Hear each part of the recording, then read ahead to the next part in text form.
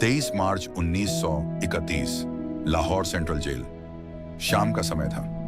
Jail की ऊंची दीवारों के भीतर असामान्य सन्नाटा पसरा हुआ था, लेकिन एक कोठरी में बैठे 23 वर्षीय क्रांतिकारी भगत सिंह के चेहरे पर न डर था न घबराहट। वे पूरी शांति और दृढ़ता के साथ अपने अंतिम क्षणों का सामना कर रहे थे।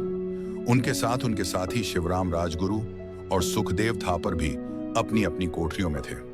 तीनों जानते थे कि अब उनका जीवन कुछ ही क्षणों का मेहमान है, लेकिन उनके मन में केवल एक ही विचार था, भारत की आजादी। ऐतिहासिक विवरणों के अनुसार भगत सिंह अंतिम समय तक पढ़ रहे थे।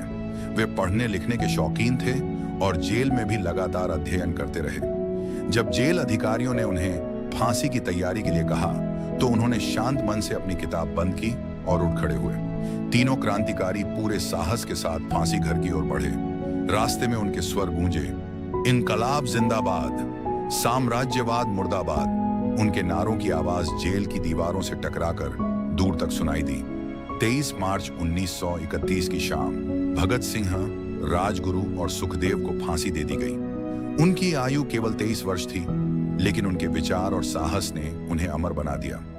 इतिहासकारों के अनुसार अंग्रेज प्रशासन ने जनता के भारी आक्रोश की आशंका में उसी रात उनके शवों को गुप्त रूप से जेल से बाहर ले जाकर सतलुज नदी के किनारे अंतिम संस्कार करने का प्रयास किया।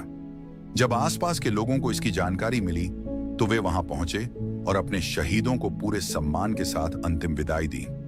भगत सिंह का बलिदान केवल एक व्यक्ति की मृत्यु नहीं था, बल्कि स्वतंत्रता की उस लौ को और प्रज्वलित करने वाला क्षण था जिसने लाखों भारतीयों को प्रेरित किया।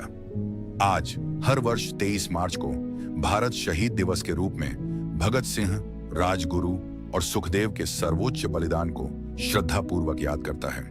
समापन कुछ लोग जिंदगी जीते हैं और कुछ लोग अपने विचारों से सदियों तक जिंदा रहते हैं। भगत सिंह उन्हीं अमर क्रांतिकारियों में से एक थे। इनकलाब जिंदाबाद।